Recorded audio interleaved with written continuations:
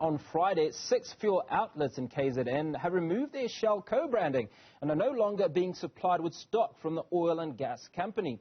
Activist groups like Amadiba Crisis Committee in Xolobeni will march against Shell on the beaches of the Wild Coast on Sunday, 5th of December. They argue that the high-noise blasting of sonar cannons underwater for seismic testing is a direct threat to whales, dolphins, and our famous kingfish and all kinds of marine life.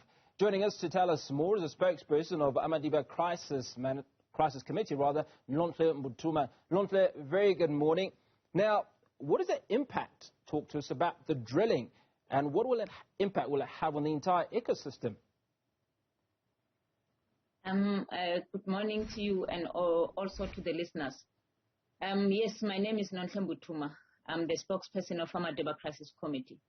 You know, when we heard that they will be drilling in our ocean, really it was a big shock for us that we are living along the coast for centuries, because we know that there will be a huge negative impact that will be happening in ocean and also to the ecosystem.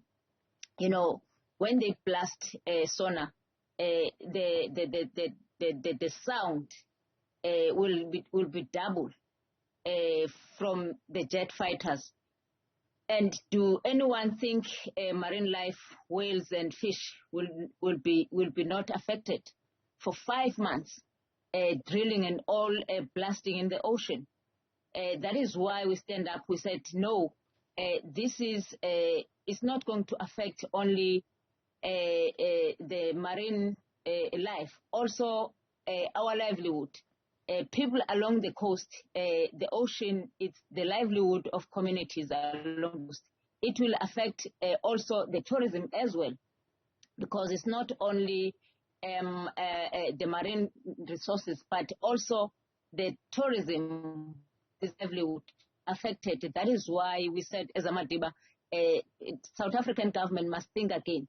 If they think ocean economy is a solution for economic crisis that we have. No, they think very wrong this time around.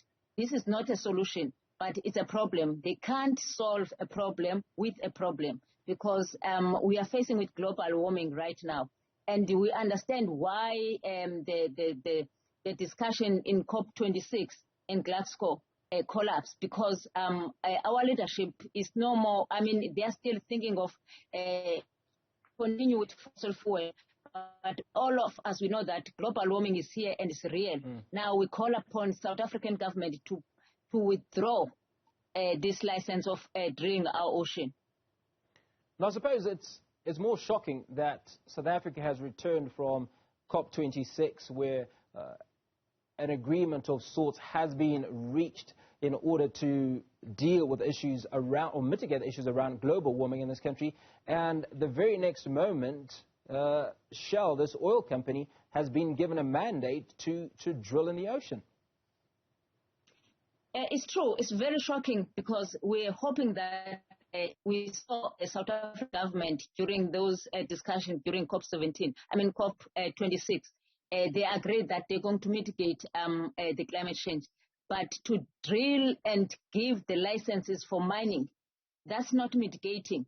And as right now, they said that they're going to mitigate the negative impact for environmental issues along the coast. But look, for example, the good example in Nigeria, in one of the African countries where the Shell, they are drilling gas and oil. How it looks like. Look at Delta, River. The water is not drinkable. Is intoxicated, you know, is contaminated. Now they want to do the same thing here in South Africa. No, that is why we said that right now, before they do anything, our communities, they have a right to be consulted. They have a right to take a decision for themselves, what is good for them. And we understand that they have a pressure of fix our economic crisis, but we cannot use a short solution.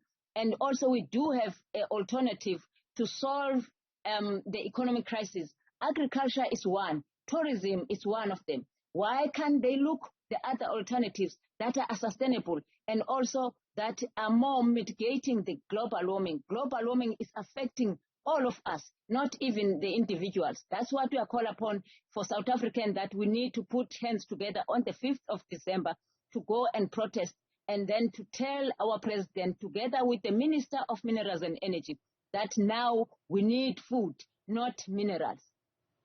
Now, you touched a little bit on my next question. Has there been any engagement by the relevant ministry with the people of this community?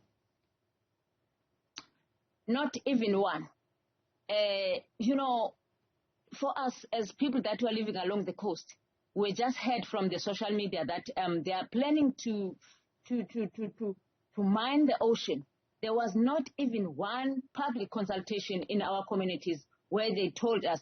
But I can even assume that because on these days, the government officials, they believe on speaking to the business people, and they call themselves stakeholders, and they believe that when they consulted the business people, it's a done deal. There is no need of going to communities. And I understand where it comes from, because the bill that is being proposed right now, that the deals must be between the traditional leaders and also to the state, which is a Traditional Cohesion Leadership Bill Act.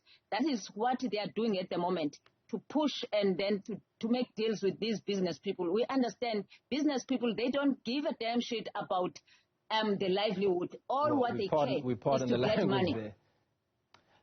I'm sorry to speak about that language, but these things are very frustrating for us that we are living on the ground.